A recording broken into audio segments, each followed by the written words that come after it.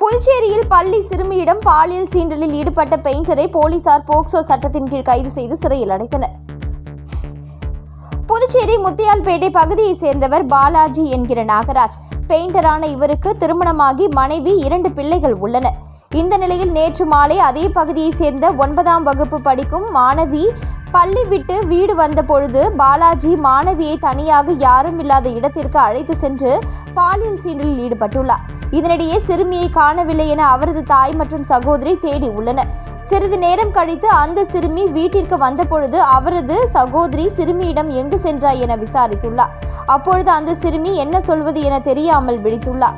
உடனே சகோதரி மிரட்டி கேட்கவே சிறுமி பாலாஜி தன்னிடம் பாலியல் சீண்டலில் ஈடுபட்டதை கூறியுள்ளார்.